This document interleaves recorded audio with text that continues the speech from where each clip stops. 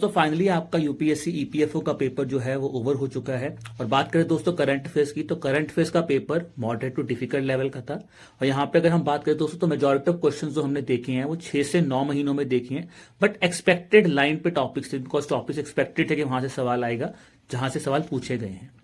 ये है कि पेपर थोड़ा सा ट्रिकी था, तो कुछ क्वेश्चंस हो सकता है कि आपको देखने में बहुत आसान लग रहे हो, पर जब आप सॉल्व करने गए तो थोड़ा सा वहां पे आपको हो सकता है कि जल्दी जल्दी में आपने क्वेश्चन गलत कर दी हो।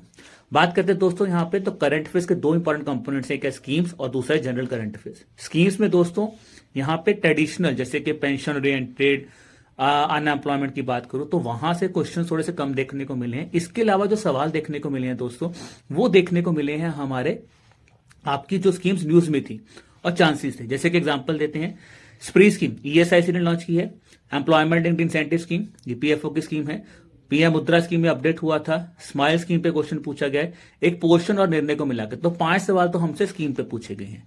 इसके अलावा दोस्तों अगर हम बात करें जनरल करंट अफेयर्स की, तो यहाँ पे भी अराउंड 10 से 11 सवाल हमें देखने को मिले हैं, जहां पे अगेन जो टॉपिक्स एक्सपेक्टेड थे जैसे कि साइंस एंड टेक है, अवार्ड से सवाल पूछा उन्होंने, फाइनेंशियल करंट अफेयर्स एक सवाल पूछा, स्पोर्ट्स से सवाल पूछा दोस्तों, और जो रिसेंट चीजें न्यूज में थी वहां से सवाल पूछा। जैसे कि ईपीएफओ ने इनिशिएटिव्स लिए तो क्वेश्चन आया हमसे, सोशल कवरेज के ऊपर आईएलओ का डाटा है बहुत ज्यादा हाईलाइटेड था, एक्सपेक्टेड क्वेश्चन आ सकता है तो वहां पे सवाल पूछा गया है दोस्तों।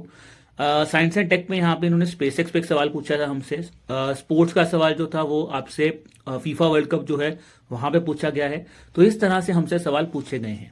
ये तो है डायरेक्ट लिंकेज। अगर मैं बात करूं इनडायरेक्ट लिंकेज की, तो इनडायरेक्ट लिंकेज में आप देखेंगे दोस्तों जैसे कि chief justice of India appoint हुए तो सीजीआई पे सवाल आया है, जीएसटी न्यूज में था तो जीएसटी काउंसिल पर सवाल आया है दोस्तों। ठीक है, सो इस तरह से करंट अफेयर्स यहां पे हमारे एग्जाम में डायरेक्टली भी और इनडायरेक्टली भी देखने को मिला हो।